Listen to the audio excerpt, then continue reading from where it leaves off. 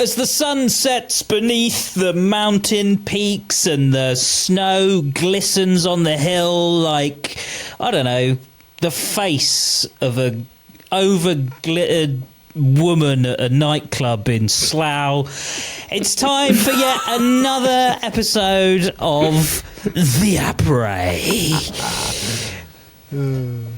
Why Slough? You're from Slough, aren't you? Where are you from? Slough. I'm from a place called Stoke Poges, which is near Slough, but we always used to say we live in Windsor because we could see Windsor Castle from the top of our road, but we didn't. We lived in Slough. Did you cool ever story, go and see? Did you ever go and see the Office building from the Office? Was it in Slough? Yeah, because I could bore you about this all day long. So the Brunel bus station was on the opening credits of the Office, and the roundabout there, and it was as drab and disgusting as you could imagine. Wow. Slough, I'm sorry if you live in Slough. I lived there for a good 20 odd years, but it wasn't a nice place to live. It's not a nice place. Just got a bit of a rubbish name, doesn't it? Slough. And but reputation. People wore lots of glitter on their face. Yeah, in the nightclubs, and that was all quite fun. There was a few nightclubs there. Actually, the best ones were in Windsor. Can I stop you there? Yeah, go on.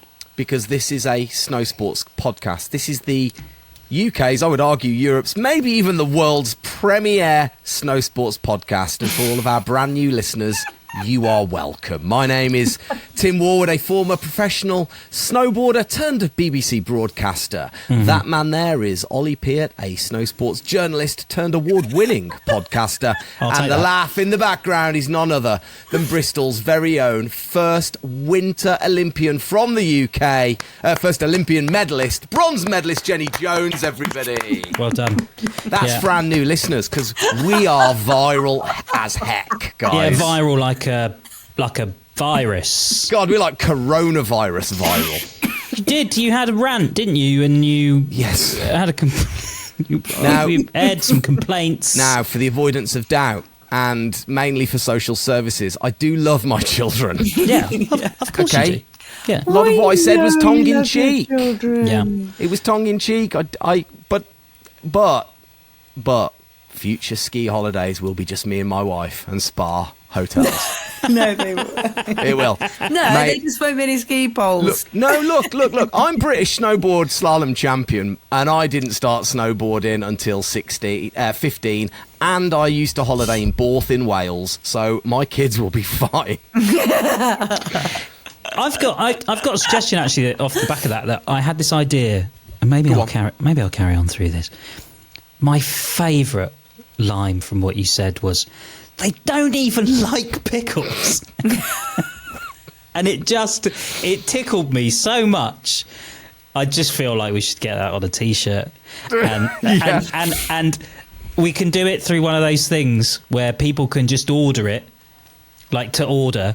And then parents can wear it on the mountain so that they and then if they catch each other's eye, like they don't even like pickles, you've got something in common. Yeah. Do you know what I mean? Yeah. They don't even like pickles. It's like a code. It's like a code for parents on the mountains. They can take it. They don't even have to have the t-shirt. You can take one look at the other parent and just go, "Don't even like pickles," and they'll know exactly what pain you've been going through. I like it. Well, that rant chimed with a lot of people. If you are taking your kids away, there's still a lot of the season left. Good luck. Have a great time. You'll enjoy it. This is by no means tied with the fact that we had a little bit of social media success. This is something completely... And loads of new followers. And loads of new followers. And I promise you it's not. This is not us trying to capitalise on our recent success. But we have launched a Substack. Now, if you don't know what a Substack is, basically it's a blog, but you have to pay for it. You don't have to pay for it. But we're doing this because we are an independent podcast. We do produce this and create this in our own time because we love doing it and we love providing you with exceptional grade A gold medal content. Sorry, Jenny. Bronze medal. that we know that you love, and we want to keep doing it. We want to make it better year in, year out. That's what our ambition is. we would love to give you the opportunity to support us. That's basically what we're to do. And you can do that through Substack. So if you go to theatpray.com, no, it's not theatpray.com. If you go to theatpray.substack.com, you can subscribe there, and you can subscribe for as little as £3.50 a month. And that little bit, sound like one of those charities, don't I? But that little bit of money all goes into a little pot, and then we can use that to do great things and pay for the services that we use to make the podcast and all this kind of stuff. So we would really appreciate your support. So if you love the podcast and you listen to it every week when we put an episode out, Substack, go there, subscribe. Conversely, if you just want to having it for free, you can do that as well. Yeah, of course you can. Like, if you can't do it and you don't have the money, it's fine. I'm sorry to ask for money. I know it's painful, but I've asked you now, and you can either do it or you can't. Well, it's fine. I appreciate you, Ollie. Hey. I'll subscribe. Maybe Thanks, we should mate. subscribe. World Champs is coming up. Boom, big news. Dates for the diaries, people. Listen to the woman. Listen to her. She knows what she's talking about. To the woman. Hey, Jonesy, how sick is this? So excited. Guess what email me and Jenny got today, Ollie? Oh, it's not the spam one I got, is it? Because I tell you what, I subscribed to that website in good faith, and they keep sending me stuff, and it's unbelievable. Have you been getting it as well? I don't even know where they got those pictures from. That's not our Substack. No. So me and Jenny will be on World Championship BBC live commentary duties. No. Woo! Where are you Live doing in that? your house. Where are you doing that from? Yeah, unfortunately, they can't afford to send us to Switzerland, so we'll be at another place that begins with an S, Salford. Oh, man, the bright lights of Salford. It is nice. They got a tram. That's nice. That's very Austrian, isn't it, I suppose? They got a tram. But yeah, no, couple of dates for your diaries. Me and Jenny on commentary duty, both the 23rd and 28th of March, and it is the women's big air and slope, because let me tell you, there is no other contest you want to watch live. Can I ask you two about your tic-tacticals with the commentary then? Do you know yet how you're going to do it? Like, is Jenny going to sort of like come in on the side and be like... Ask us next week, okay. Ollie. Just want to test you on something. Ask me next week. No, you don't have to. We are like, I'll start talking and then Jenny often just finishes my... Sentence. See, do you know what I mean? So it's like we're like in sync. Oh, God. I'm going to tell you what's going to happen. We're going to get in there. Yeah. I've got 2 king-size Snickers and 3 cans of Red Bull. We're going to absolutely smash all of that, and we're going to spend the next hour and 15 minutes on a sugar high like none other. We're going to scream and rave at every single thing that Mia Brooks does and completely ruin the footage. Because it's Mia Brooks, man, in the World Champ. She's defending champion. Women's big air. She's already the Crystal Globe winner. She's got the slope style Crystal Globe final coming up next weekend or the weekend after in Flackout. So, mate, she's on fire, and basically we're there to bring her home. I cannot wait to read the Daily Mail headlines about your two's commentary. It will be... Oh, back off. Come on. It'll be like back in the day. It'll be like, BBC commentators lose it, use inappropriate language, or... Do you want me to tell you what I can still remember the analogy it used for us in the Daily Mail. Go on. This was on, wait a minute. So this was on my the commentary of me in Sochi. This was Jenny in Sochi, me, Ed, and Amy Fuller in the commentary booth, and the comment was, they sounded like 3 unemployed children's TV presenters that had been force-fed a lethal cocktail of blue M&Ms and Sunny Delight. I mean, it's... And I mean, you've literally just hinted that that's effectively what you're going to fuel yourselves on. Yeah. Yeah. So I think excellent. This is great. And I'm here for it.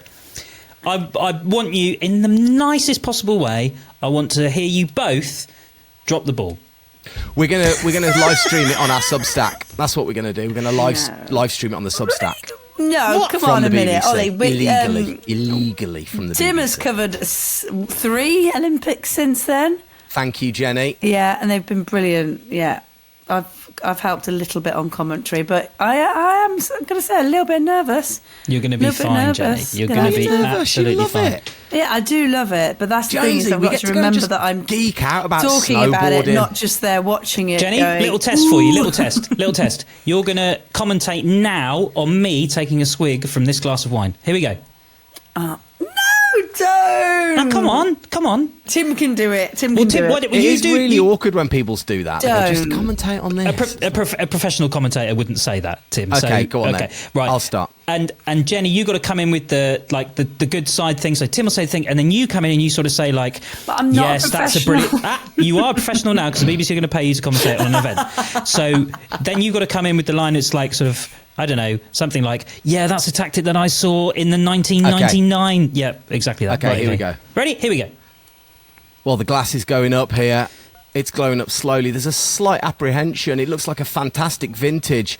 Surely this will be wasted on a 65-year-old homeless man who takes a whole swig and he cheers as though he's won the overall prize here, and yet the results aren't out. But he certainly looks very happy with himself. I think... I'm not. You're making... I've got the pressure. I feel pressure. I can't do it. It's about red wine. It's not about snowboarding. Do you regret, I tried. Do you regret smashing that in one foul swig? It was actually a lot less than you thought, but a very nice chilly. Anyway, much better commentary of the World Championship Women's Slope and Big Air Snowboarding. Date for your diary. Like I said, me and Jenny Jones live on the BBC, 23rd and 28th of March. Yeah, it's going to be good. Women smashing it out on the old... Oh, that sounded a bit... Sorry. Sorry.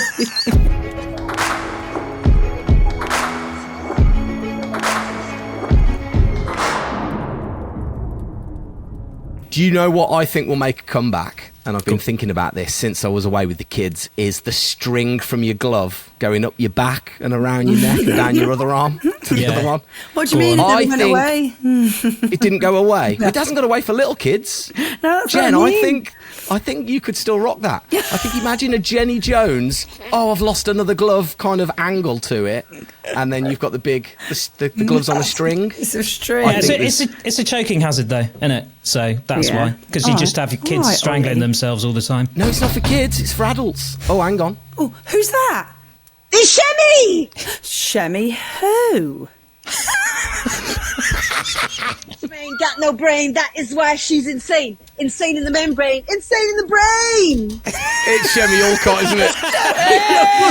Hey, come on in. Get her in. Oh, thanks, guys. So kind. You opened the door. Come on in. Take your boots off. Yay! Take your boots off. Wow, that's those a boots... gross scar. What's that? Oh, no. No, she's still got her socks What's up. that, a second knee? Oh, you can't do that. She's got... I'm just laughing at a hideous injury. Chemmy broke a leg quite horrifically, by the way. Ages ago. Yeah, but I shouldn't have made light of that. Is it still sore? Well, it's sore because I skied 67 kilometres today. Oh my... What? Yeah, I Shut mean... the front door. You know when you do telly and you do coaching... And then you actually have to go and get proper jobs where people want you to ski the whole ski area. And you're like, oh, we're still going, are we? Oh, we're still going. It's like, there's more. Yeah. So where are I did you then? 8:15 till 4:45. I missed the bus back, the free bus back. So we had to get a €100 taxi. Oh, my God. So you're not only the guide that takes people on 67-kilometre skis, but you're the guide that can't get them back in time to get the lift back. Exactly. But I sung to them the whole taxi ride to make it worth it. Oh, my God. Did they pay you €100 to get out? That's how Yeah. And I'm in listen. Kronplatz. Sorry, I didn't even say where I was. I'm in Kronplatz, which is Südtirol. So it connects to Alta Badia, Val Gardena. I've never been this side, so I've done so much of Cortina, and this is a kind of whole new side, and it's connected, semi-connected. There's a horse-drawn lift. Oh, yeah. Stop yes. It. Yeah. There's an actual horse-drawn lift. Yeah, you have to pay extra for this. it. Yeah, it's very slow and very flat, and I feel like I could have skated next to it quicker, but it's quite magical. Damn horse's fault that you missed the lift back, probably. Yeah. Oh, wait, so it's not like... I thought you meant they're. Wait, explain that before I sound like horses. There's horses with kind of like T-bars on the back of it. Okay, yeah. And then you sit, a bunch of you sit, and then go along the flats to connect. Do you know what I had areas. in my head? Do you know what I had in my head? I had like a big horse in a wheel. A wheel at the bottom, and then the horses are like, like donkeys do the grinding stone. Oh, that would be awful. Yeah, and I had all these horses, and the guys are just like, come on. No, that's really animal cruelty. These horses, I think they enjoy it. They looked really healthy. Yeah. Okay. One of them was dressed up as Herman Meyer in ski tights. The other one was are you just trying to Findle. throw some big ski names out, Tim? Those are the only two I know. Literally the only two I know. My third one would have been Chemmy Alcott. Yeah. Amazing, I'll take that. So, how's your season been? Let me tell you a funny story this morning. So we're on the bus, because there's another, the connections are quite loose when they say that it's all lifts. So there was a bus and a horse-drawn carriage. And on this bus, I'm talking to a few of the people I'm with. And the guy next to me starts Googling images of Lindsay Vonn. Oh. And then looking up at me. And then Googling, going down more images. And I'm looking at him going, no, not me. It's not me. No, it means like, it is you. I'm like, no, I'm telling you, Lindsay Vonn, I would love to be her. That's not me. This guy sitting next to me on the bus. Yeah. Well, I don't know if you guys remember, but I actually did a quiz round, which was a picture snow-based ski round, and one of the questions was name this skier, and it was actually Chemmy, and she couldn't name herself. I remember that. It was such bad technique. I was just praying it wasn't me. I'm like, look at that A-frame. No. I'd flipped the image, and I'd taken off all the logos, and I'd adjusted the colours on the image. Tim, I thought it was a Slovenian man, so yes. You did. You thought it was a man. Right, come on, let's do the business. Shem, how's your winter been? Full series of Ski Sunday. Thank you. We loved it. You guys are amazing, you and Eddie, and you do such a brilliant job of bringing the mountains to our homes every Sunday. So thank you. And I think it was mine and Eddie's favourite ever. I think starting off our first show with Mia winning and the buzz and me being a big air, like the first time I'd ever been at a freestyle event live it was so electric and so exciting, and because Ed had to do most of the work for the first time ever, that was quite nice. And then I did a snowboard grab jump. That's not what you call it. That. I was so happy. I say that, but yeah, you did. But the funny thing there is we finished the show before we actually got to film that. And Ed had said something like, I'm so proud of you. You did it for the mums. Like, you're so good. And then I couldn't land it. And he's like, Chemmy, you've got to land it because we can't refilm that. And if you don't land it and you're not good, I'm going to look like an idiot. You've got... And I'm like, I know, Ed. No. I'm trying, Ed. I've never even snowboarded in powder, and you're asking me to jump, grab, and land in powder. I know. That's exactly what I thought. I thought, oh my gosh, what is Ed doing to Chemmy? This is the hardest scenario. That's why, Jenny, I put him in the gates a few weeks later, and he hated it. Amazing. He got all these bruises, and he looked like a little 14-year-old with his pads trying to hit all the gates. And I was like, there we go. Anyway, sorry. It was I thought it was the most fun I've had on Ski Sunday. I actually did well with being able to see my kids a little bit because they were out in Flen, so I kept driving across the Alps. I did 6,000 kilometres in my electric car, which is like, it must be some kind of world record. Yeah, it's amazing. And then the last show, I mean, having to do the POV camera run. Now, Tim and Ollie, I used to ski downhill at the end of my career. I know Jenny knows this. I haven't skied slalom for about 20 years, but because the British team are doing so well in slalom, they were like, you know what?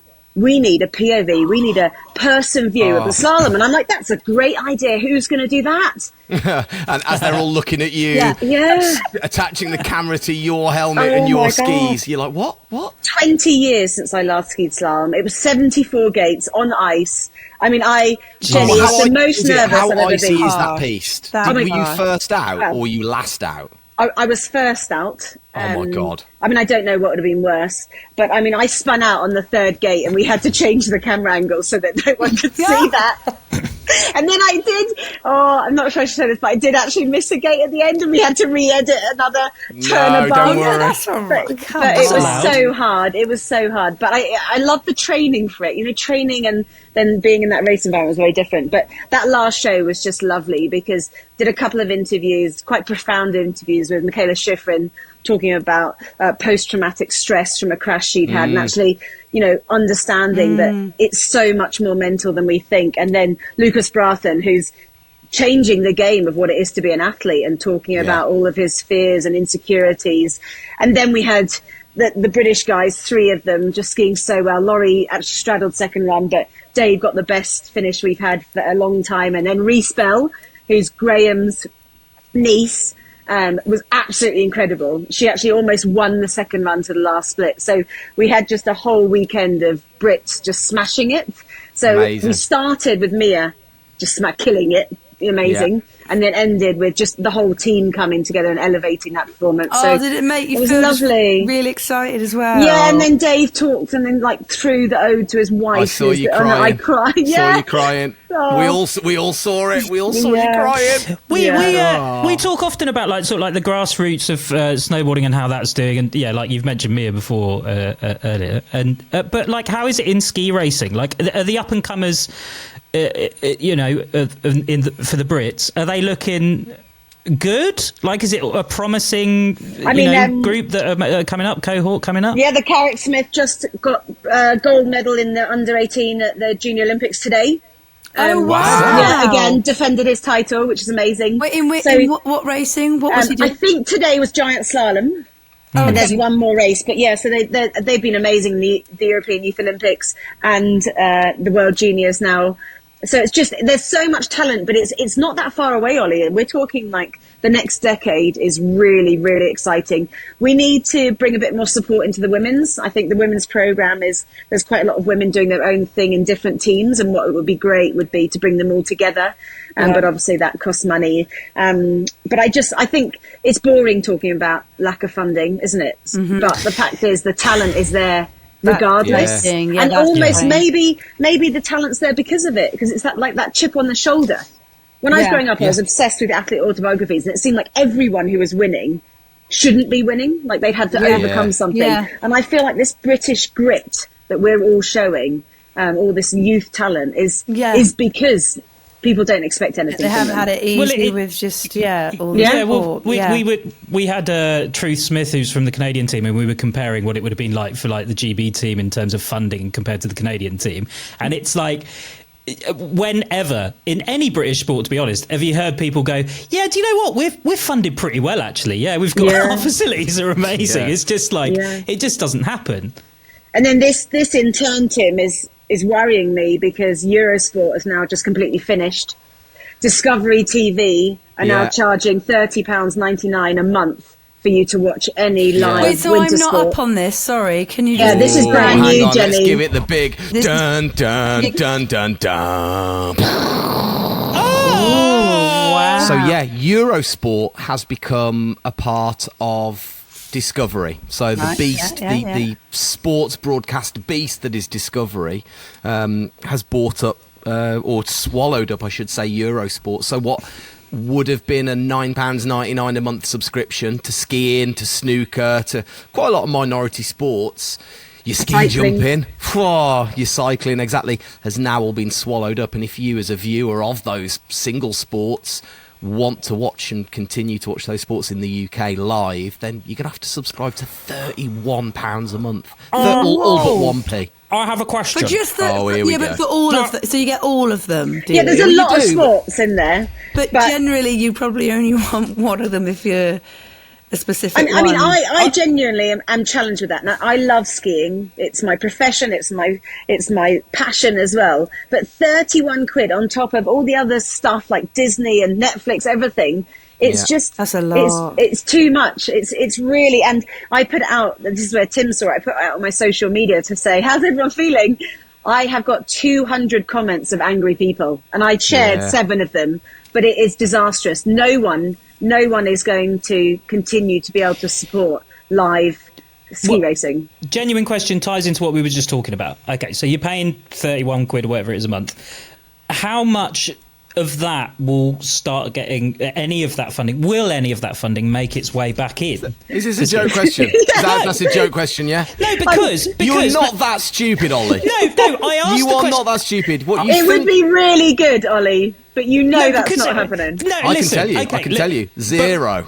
Zero. my point there is, you go. That's a nice round. Let's round it up. Zero. Tim, I'm using football as a template. Okay, Yeah, football's an anomaly and completely different. But I'm just saying, like, if that's happening and they're charging more, can the FIS charge? Can they charge more for the? Can the FIS take and try and charge more for their TV package that they are offering to the broadcasters? Well, yes, you'd like to think so, but it's all kind of changing because Fizz TV is there in the background, and there are countries that don't have the rights. Like if you had a VPN for New Zealand and you put it in, you could watch Fizz TV in New Zealand. So the countries without the broadcasting rights, Fizz TV is building their platform to be able to allow it to go out to more people. And I think hopefully they're going to actually try and bring back the rights, the broadcasting rights, because there's some chat with Infront about that deal going forward. I think it's the same in freestyle snow sports, isn't it, Jenny? Yeah, it is. Yeah, they're definitely trying to claw it back as well. There's that, like you say, there's that grey area that the countries that aren't broadcasting it do get the FIS TV, but it's they need to they need to grab their own product. They need to give it a spruce, give it a polish, put the best people, the best commentators, and the best people doing it, and then go out to tender with it and say, right, this is the product that we have, because there are viewers for it. People will watch it. Yeah, I think the F1 treatment. That's basically what they want. Yes, maybe there are people that will pay that money, so long as they know it's going and investing in the sport and making it better. Yeah. Okay. But that's that's a big ask. I remember when we went to the tour operators in the UK about 10 years ago, and we asked every tour operator to add £1 onto the holiday to then go back into GB Snow Sports, and they all said no. Are you joking? No, it was like this super simple plan where we thought if you're spending 800 quid on a holiday, 801 will be okay. And that's what we thought. We'd get this kind of pocket and build that back up, get it into grassroots. And it just didn't. Yeah. Is most of the funding, is it lottery funding? Is that basically still the case now? It's like most of it comes from that? Actually, there's chat because Dave came 6th in World Chaps. That might secure some funding for the next 4 years. Which will be amazing. But I mean, also, it's so much pressure on Dave. I think it's But he's been the battering ram, hasn't he, for the youngsters? Yeah. And it's funny, Ollie's talking about the next generation, and when you do look at the Carrick, I can't remember his full name. Carrick Smiths, Freddie and Zach. That's it. Freddie and Zach, and you look at those kids, and they used to ski for France, didn't they? And then defected back, or did they ever ski France or not? And they lived in France, and they did the French system, race system as well. Right, so they've always had a huge amount of competition around them because they've been training up, levelling up. Yeah, but they've always raced for Britain. But they had a lot of coaching from the French as well. Then, yeah. They've got all their Wi-Fi passwords. Wi-Fi. They've got, you mean? Yeah, the Wi-Fi. But no, essentially, like you look at someone like Dave, has literally been the guiding light for all those kids, hasn't he? And they'll all be looking at him going, well, man, if that old dude can do it, we can do it. And I mean that in like the absolute bestest possible way, because the guy's been a legend. He's been crushing it this year, still crushing it, and those kids will surely be going, well, look, we'll just be as good as Dave. Simple. Yeah, and even if you think about your goals being slightly later on in life, like Dave knew at 19 he was showing some promise. These kids are already winning the Junior Olympics at 19, so their trajectory is much quicker than Dave's. Dave took a little bit of time, it took him some time to find himself, but he, like you said, he's given everyone hope, and he's changed the history of what you can do and be from Britain, and the way he's done it. He's so humble. He's so down to earth. I went and trained with him last year, and I was like, right, we're going to a gym. Which gym are we going to? And he's like, Justin Garage. Sorry, terrible accent. But we genuinely went into his garage, lifted weights, and then jumped on his wheelie bins for plyometrics. Is he like, literally training like Rocky Balboa? What did you do on His weights are just a couple of fuel cans. He's just like, yeah, it's unbelievable. couple of jerry cans. What did you do on the wheelie bins? Jenny, Did he clean them? Stand in front of a vertical wheelie bin, the big ones with your numbers on it, and land on the top of it. He can jump multiple times. That doesn't sound safe. I didn't do that bit. Wait, he jumped? It's plyometrics. He does it all the time. He jumps on top of his bins. Yeah. What a legend. What a legend. How did you get sixth in the World Championships? Were you like training in a high-tech Swiss alpine gym? No, I was literally jumping onto the top of the blue bin at home. Hang on a minute. They're like 4 foot. I'm almost as tall as a bin. Yeah, I'm almost the height of a wheelie bin. There's no way. I would let Dave Riding jump and land on my head. I would as well. Yeah, I'd let him shoulders. Do that. No, head. I've got quite a thick neck, Jenny. I'll be fine. Right, my second stupid question, because I'm the head of stupid questions in this log cabin. Apparently I was. The big comeback. We were frothing at the start of the season. Lindsay Vonn announces she's coming back. But again, I'm a simpleton. She hasn't been setting podiums alight, but I think still what she's done is remarkable, right?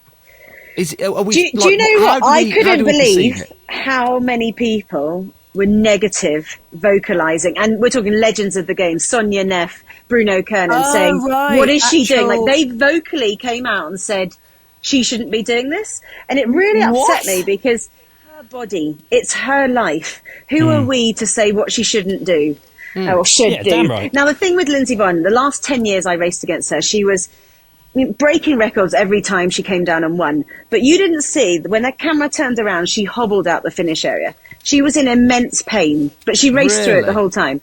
Last year, she gets this knee replacement, and she wakes up, and obviously there's a little bit of process in this, but she's got no pain.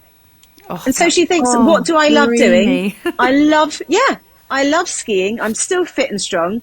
I've not got a lifestyle that detracts from this. She doesn't have kids or a family.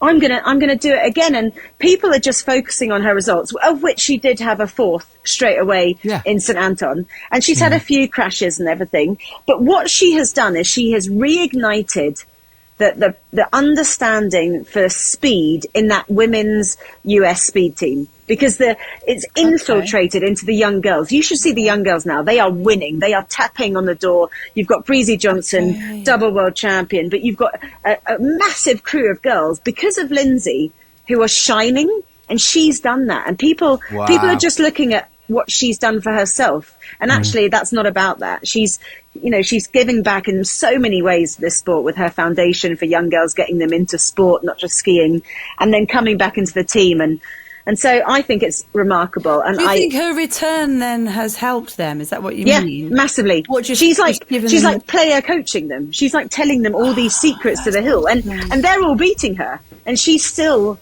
celebrating their successes. She's not bitter. It's amazing. It's really great.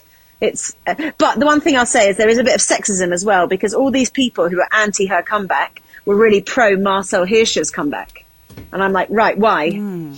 Okay, he also had a few injuries, not as many as her, but anyway, he is now out because he did tear his ACL. But it was quite interesting that there was so much support with, yes, we've got this icon in men's skiing coming back, and we'll make this amazing rule where he could start 31 in the world so that he could be more competitive. You know, this happened as well. No, I didn't. So then Lindsay went, they've made that rule. I'm gonna use that rule as well. You know what? Iconic 40-something US female ski racer goes back into the team and reinvigorates the existing cohort. Chemmy, you're what? Come on. What a story. She hasn't had a shin replacement. She hasn't had a shin replacement, though. No, but we can get that sorted. So we'll get you a new shin. Yeah. We'll do a crowdfunder. New shin. And what about my uterus and my lack of core muscles, Ollie, after post kids? Like, how are you going to Can you get rid of the uterus? What can we do with actually, that? Yeah, it goes naturally, like later in life, I think, but you can have it done earlier if you're I love really that the two men are explaining this bit. we're mansplaining to them. We'll get rid of your uterus, don't you worry about that, and then we'll have you going down that hill 100 miles an hour, you'll be fine. I actually feel like I would, course really wish I'd done better in my career, because my son at 8 years old now tells people that I won the Olympics, and it's the most embarrassing thing ever. Going, no, I didn't. He's like, didn't you win 20 World Cups? I'm like, no, British national titles, different. It's so embarrassing.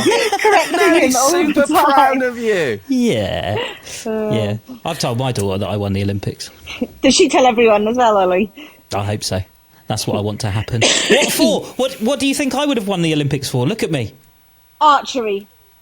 I'll take it. I went to my kids' school to do a talk about the Summer Olympics when the BBC asked me if I'd go and do some reporting at the Summer Olympics in Paris. So the headmaster, Mr. Stegel, who his mom actually taught me when I was at primary school, he said, will you come and talk to the children about the Olympics? I said, yes, absolutely. So I walked in there, I opened up my PowerPoint presentation that I'd spent 34 days compiling because I was so nervous. And the first question was, are you going to be competing? And I went, no, I'm not going to be. And then half of them went, oh. And then I showed them I then showed them a BMX video of a BMX kid doing all these tricks of Kieran Riley. I went, this is Kieran Riley, and they went, whoa! And then the next question was, can you backflip? And I went, no. And they all went, oh. And that was the other half gone. I lost them. That was it. 2 questions. I'd lost the whole school. Yeah. So I'm going to be in the media tent. No, but I'll be there. I'll be there. I'll be there. I'll be watching them do a backflip. Yeah. I'll be watching. I used to always get asked that as well, Tim, about the backflip. Can you backflip? And they would be, and they would also just be like, oh, so you won gold? No.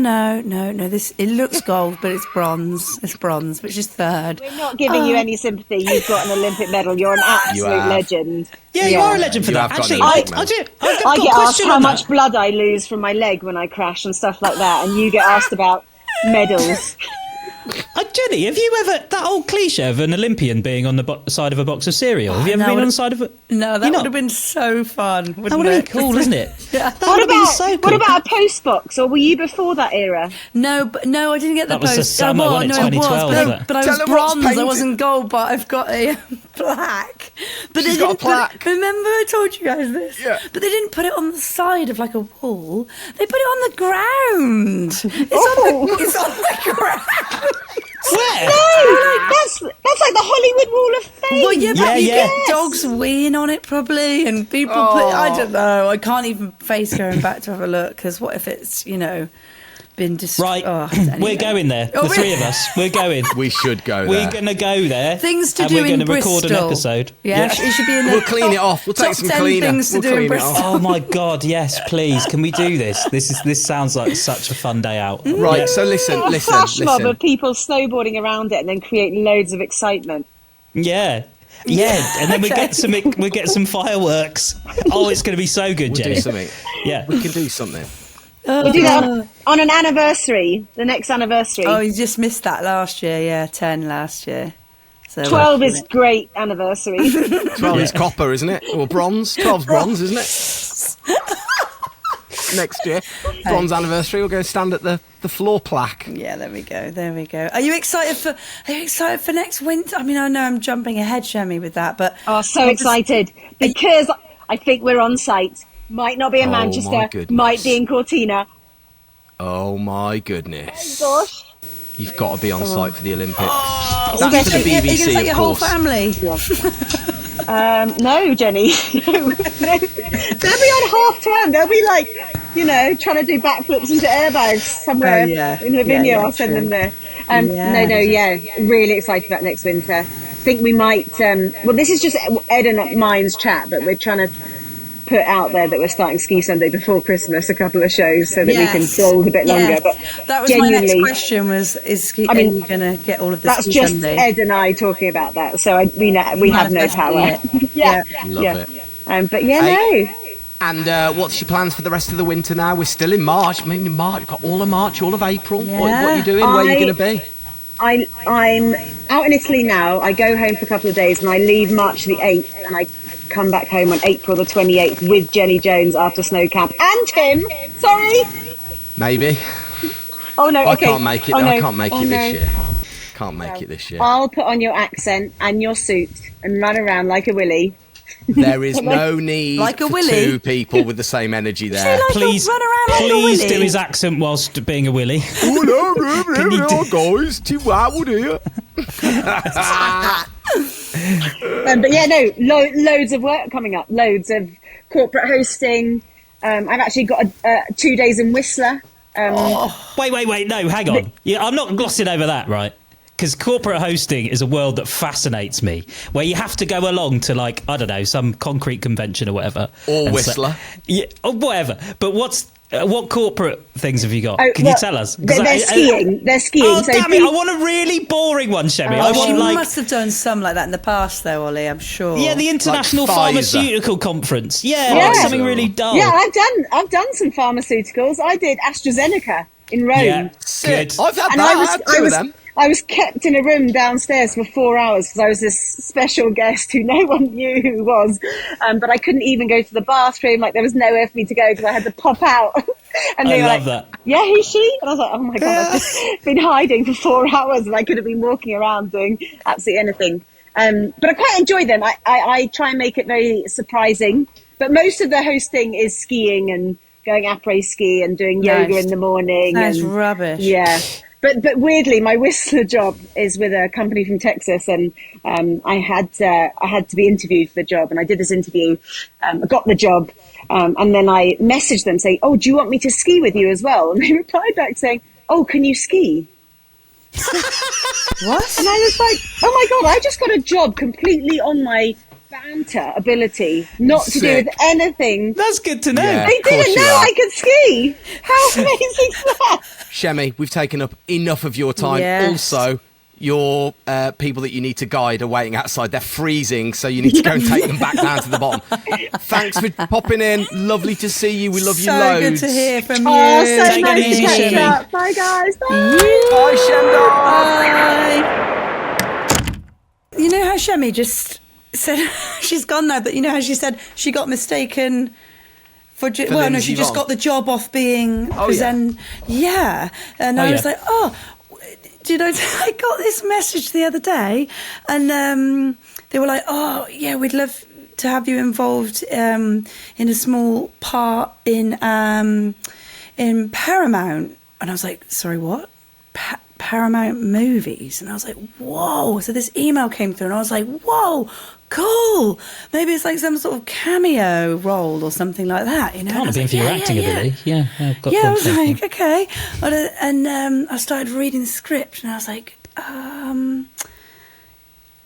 okay. Script, like full script. Yeah, they'd sent me the script because I was like, this is a joke. Then they sent me the script and like, yeah, you'd be in a scene with Clive Owen, and I was like, what? Clive Owen.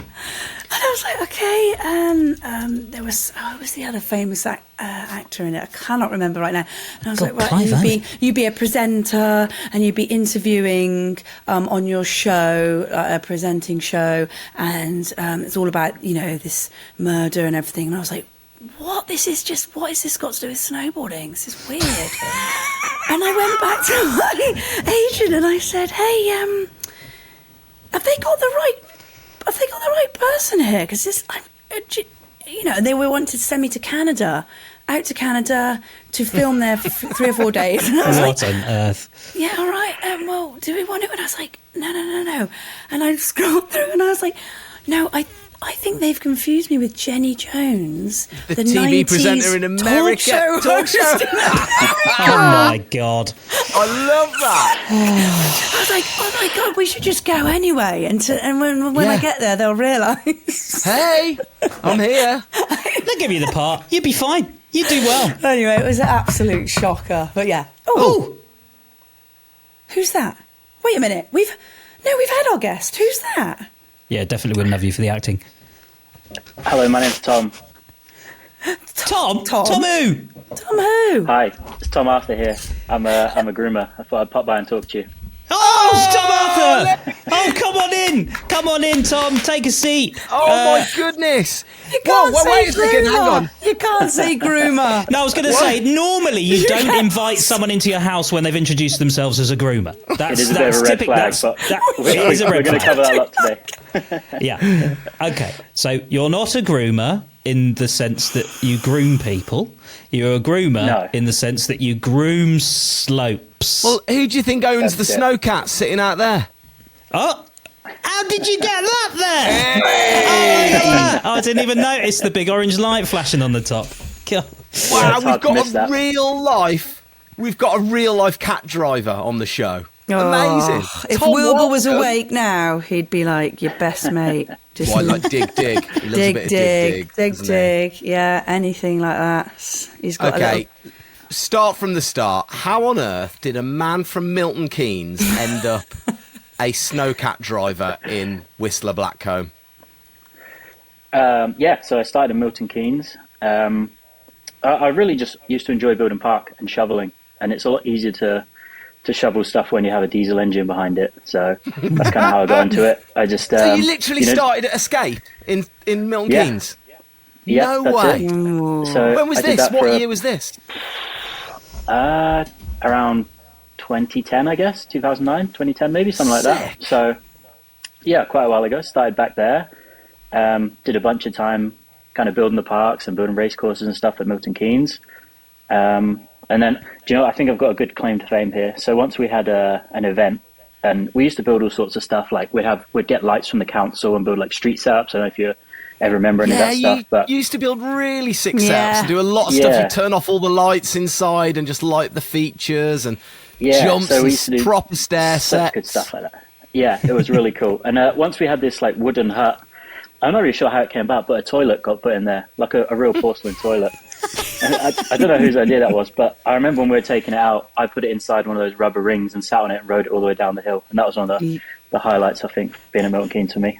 So make of that what you will, I Only guess. person to ride a toilet down Milton Keynes snow slope. On a rubber ring. I think so, yeah. I'm going to claim love that as a claim to fame. It's good. I like it. And then from Milton Keynes, I got hired by a company called Q Parks, based out of Austria.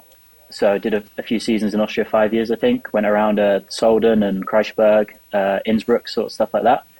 And then about 6 years ago, I think I came to Whistler. Just came for the summer, that old classic. And then after about 2 weeks, I was like, I'm not going to go home. I think this is home now. And I've been here ever since. Full disclosure, you did reach out to us on Instagram because you wanted to. Because we've spoken about Peace Bashers and a few times on the show, and you said, "Yeah, it'd be good to come on and set the record straight." And I thought, what have we said? Like, I think we said they were uneducated. I think that was bad. Did we did say they were dangerous. I think we said they run over people. We didn't say that. All of those were just lucky guesses, I think. But I was trying to work out what we said. But what did we say? Did we say? I think what's it like? Yeah. What's it like? The job itself. I love it. It's the best job I've ever had. I shouldn't say this because if my boss is listening, he's going to have to skip past this. But I would do this job for free. But when it comes to negotiating my pay, I need more money all the time. But I love this job. It's great. We get what is it? Come machines. on, what is it about? Yeah. Go on, the machines. Yeah, so we get great machines from Piste, and I think the biggest perk of the thing for me is like seeing the sunrises and sunsets. And you're in somewhere like you guys have all been to Whistler, right? So you know how busy it is sometimes. Yeah. There's something just amazing about a sunny day on 7th Heaven. You got thousands of people skiing over there, but in the morning, I'm the only one there. It's just me. And, I can see the lights of like my kind of 9 guys on my crew just moving around. It's crazy having something that's so full of people all the time, just be so empty and peaceful. And then you get to watch the sun come up. The sun comes right up at the other end of the valley, goes over the top of Whistler and then sets kind of down towards the ocean in Vancouver. It's incredible watching it all go pink and stuff. I really like that.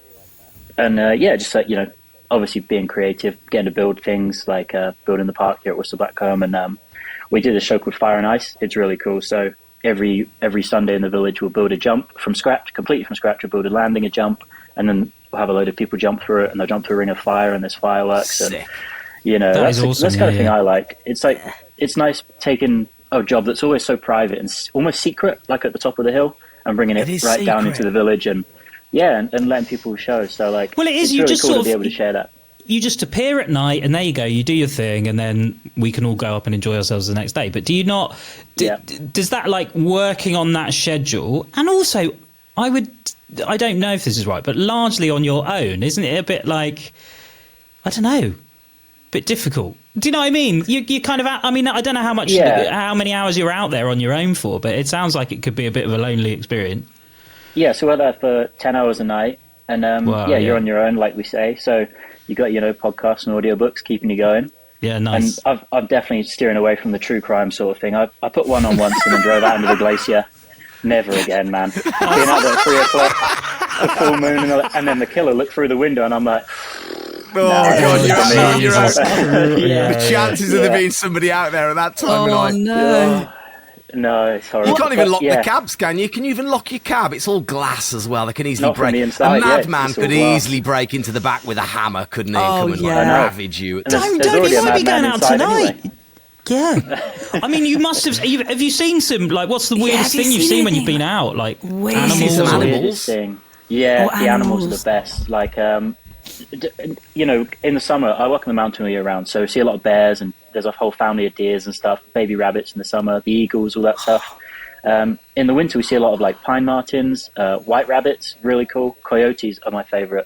I love seeing the coyotes because I feel like they're a bit similar to me. They just come out at night, have a little root around, and then they're away again during the daylight. Yeah, it's the best. So when you put the corduroy on the trail, then you go somewhere else, turn around, come back, and there's fresh footprints through it. I really like that too. That's cool. Do you really pride yourself on how well you do your corduroy? Oh yeah, totally, definitely. You want nice straight lines and.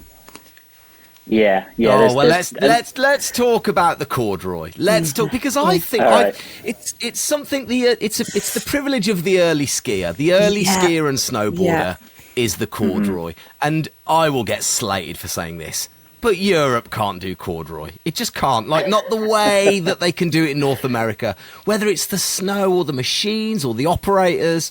I did 8 seasons in Vail in Colorado, and I can remember some of the first times we got up early because I remember actually it was some American skiers that would say to me, "Hey, you're going to come and ride the groomers in the morning?" Yeah. I was like, "What's that?" He's like, "Come and ride the corduroy, man. It's as good as powder." I was like, "Good as powder? Yeah. No, what are you on about?" But oh my God, riding the corduroy in Vail as from someone that rode on dry slopes and Tamworth Snowdome to be out there just on the turns. It's the best, right? So is that true? Does North America have better corduroy, or am I just purely like fantasizing and living a dream from the past? I'm going to be biased and say that Whistler Blackcomb has the best, in the world probably. Yeah. But I have to say that, you can't sit here and not sell your own book. But and that's kind of one big perk of the job as well that I forgot about. I completely actually even slipped my mind. But we'll be finishing work at kind of 8:30 in the morning, whatever, parking up, and then we'll be straight out for a bit of a product testing. Product testing. That's it. You got to go and and the best part of that is if any of the boys have made a little mistake, there's a little ripple, the line that's not straight, or the chairlift is they're just getting bantered to death. They get a ribbing big time, do they? Yeah, I love that. Yeah. Now, how many snowcats? How many snowcats go out? Which runs do you groom? Who decides where you go and what you groom? Because can only be so much you can do in a night. Yeah, there's only so much you can do in a night, but we try and do as much as we can because, kind of, I guess at the heart of it, we're still skiers and snowboarders, and as much as people come there and they buy a day ticket and they want all the best trails to be groomed, so do we. Like, we want to go out and have fun, and we want to have the best stuff groomed. So in terms of who decides, I kind of decide most of that, really. As one of the grooming supervisors, we get quite a lot of say in what we groom and how we groom it, and then I'll kind of direct my team out there to go and do it. So there's definitely a bias for some of my favorite trails there that we make sure we groom every day, but that's what do you ever drive the cat towards a little bit that it's like, maybe it's like a little wedge on the right hand side, or where the cat track drops off, and you just pull the little digger bit down at the front, you just kick it up a little bit, and you think tomorrow morning that'll be sweet for the snowboarders. They're going to leave them a little treat. Yeah, for sure. You're definitely that's on your mind too. And if there's a little side that you push a little bit of fresh snow in the landing there and just sweep past it with the tiller and be like, oh, what an accident. Sorry, didn't mean to do that. Oh, I've just groomed the landing. Yeah. Oh, no, what a shame. Perfect. Oh, well. Yeah, so there's kind of a lot of that. And those days are the best days when it's going to snow a lot and you know it's going to get covered. You can do a little bit of things there, and then you just know it's going to be mint under that fresh layer of snow. Oh my God! Have you? Because you see the guys out, and you think, oh my God! Like some of the slopes that you're on, and you know, it can be a bit treacherous. It looks like it can anyway. Like, have you had some like really hairy moments where it's been like, oh, this could go. Yeah. I'm not in a good place here. Yeah, there's definitely, you know, we obviously have seatbelts and the cabs are super safe and the machines are really quite solid because they're so wide and the big tracks hold you on. Really and wide, for a lot of the steeper stuff, so for a lot of the steeper stuff, we have winch cats. So it's like a regular cat, but it has that big steel cable on the back. So inside there is a kilometre of steel cable. So you can really go a long way. Yeah, it's crazy, isn't it? Yeah, because isn't there that sort of that whole thing about not snowboarding down once you guys are out because you exactly won't see that cable. Your kneecaps into the cable. You can't see it, and that's it. So we have kind of signs and flashing lights, and we have a lot of procedures to keep everyone safe. But that is one of the dangerous parts of the job, especially if you come back from the backcountry and you kind of want to take a shortcut. And the cable gets hot too. So if you have a short distance, it'll get really hot, and then it's just the exact same as cheese wire. So if you're hooked up like way up here and your cat's down here, it will just slice through the knuckles like this, and then it's completely invisible. Then it's got 4.5 tons of pull with a 9-ton, 10-ton cat on the end. So you'll be driving up, and then the cable will just pop out the snow like that, and it'll flick the snow like 30, 40 feet in the air, and it's very aggressive. But we do a lot of things to keep people safe, and it is really cool. It allows us to groom a lot of steep stuff. So all the XL jump landings get winched every night. A lot of the steep trails, a lot of the high traffic areas. So I think inside all the cats there's a little digital inclinometer that kind of tells you what we've got. So one of the trails I groomed last year, I think it was McConkeys, and it topped out at like 46 degrees, I think. So oh my God! Yeah, Jesus, yeah, pretty steep. So yeah, it's pushing you back in the seat the whole way. You feel like you're in Top Gun or something. I like that. And they're pretty high tech now, aren't they? Like they're super high tech. Yeah. They So we just got like the new generation they drive of themselves. Do they do? Go on, give us the latest. No, what do they do? no, what do they no. do that's cool? Got coffee machines in them or anything like that? The coffee machine would be a great shout, but honestly, everyone's on the artificial caffeine. Coffee's for the old boys. It's Monsters and that sort of stuff now. Monsters and Red Bulls, but. In terms of high tech, they've got a super nice seat that's really comfortable, and everything is affixed to the seat. So you have the sticks that you use to drive, and then you have one stick in this hand that looks like, we call it a yam because it looks like a big sweet potato, and it kind of takes up your whole hand here, and there's all of your functions on that. So, you can just kind of kick your shoes off because you don't need your feet. You set the throttle, and then it's just all on your hand, and then everything else is all on this hand. And then you're just away for the night. Yeah, so we have a little digital screen. Three Burks chuntering away about slagging off cat drivers. Yeah, being in there getting slagged off in real time, trying your best up all night. Well, I think it's been great having you along, Tom. I think you should be an ambassador for all I was drivers. just thinking this. I was like, he so loves his job. You could be the best. Our official At Prey podcast ambassador for cat drivers. Good plan. Thanks so much. That's great. Anybody's got, if anybody has any question at all relating to anything even remotely associated with piste bashers and grooming and all that, not that kind of grooming, then we're going to put the question your way. Yeah, that's perfect. it. I also want to know. There must to slide in. Oh, what? Can we come in? Yeah, for sure. If you're in Whistler, anytime. Oh my God, sick! Yeah. There's 2 seats. We've got to get saving up. So yeah, we've got to get saving up. That's it. I've been. It's so fun. I have been in a cat before, and it is so. I have actually been in one. I've been very lucky to go to one, but you not for long. But it was great. Like you're so. Like it's so steep, and that is quite nerve-wracking when it goes really, really steep. You're like, we had to get up somewhere. Yeah, it's really funny, right? When you snowboard down it, you're like, this isn't that steep. This is pretty mellow. And then when you kind of turn around and it's dark and you're going uphill, you're like, oh, this is quite steep actually. Yeah. I'm a bit nervous about snowboarding down here now, and it's funny how those things happen, but. It is. It's a bit like when you're riding down a slope, but then if you take your board off and you're hiking up it. you feel more nervous than the minute you got your snowboard on. You're like, okay, phew. Yeah. And it always feels like your chest is going to explode. That's when I realised I got to do more cardio, less time sitting down in a cat all night. So, do you know Neil Campbell then? Yeah, we worked together at Milton Keynes. Amazing, because he went over to work at Corvatch, didn't he, on the park over there? Did you work with Neil at Corvatch as well? Like, what was I want to know, when did you first get in a snowcat then? When did you first get the controls? I wondered if I'd missed that bit of... I think it would have been somewhere around 2010 or something like that in Milton Keynes, because I think I've been grooming 15 years now. I think this is my 15th year, so Amazing. It would have been around then. And yeah, one of my good friends, Dan Fennell, was just like the kind of the main groomer there, and we spent kind of a bunch of time together. I just hang out with him at work, and then we spent so much time sitting next to each other in the cat. He was like, why don't you just have a go at driving? And I was like, yeah, sure, why not? And I picked up so much from kind of him, just being with him every night driving around, that I think I picked up cat driving itself pretty quick. And yeah, I just fell in love with it. And it's kind of funny sometimes, like I'll be there, at Seventh Heaven watching the sun come up, and you just kind of have a bit of a moment, like, not to get too deep with you, but like you have a moment where like this probably isn't the life that was scheduled for me. Do you know what I mean? Like I'm from Milton Keynes, there's concrete cows and roundabouts, and I get to live here watching the sunrise. It's cool. And then just earlier this year, Piste, the manufacturer of the machines, and they reached out to me about being an ambassador for them too. So I'm really excited to see where that goes. You can't do that anymore because you're our ambassador. So I was going to say, there's a conflict of interest. All right, there is a little bit. I'm going to have to reach out to my agent. We'll allow it. We'll allow it. Okay, I think it's fine. Yeah, it's okay. So what does that mean? Are you like one of the top groomers in? Are we talking to literally? Royalty. Like corduroy royalty. Like what's definitely not. How does a lad from Milton Keynes end up being a piston bully ambassador? That's sick. It's mad, isn't it? It's a crazy journey. So yeah, and for people that don't know, Piston Bully make the snowcats. That's the make of the that's snowcat. Yeah. They're an American company, are they? An American? They're a German company. Oh right, but they have kind of a division, a North American division, and then the German side of it covers Europe and the rest of the world. So. And what are you going to have to do for them?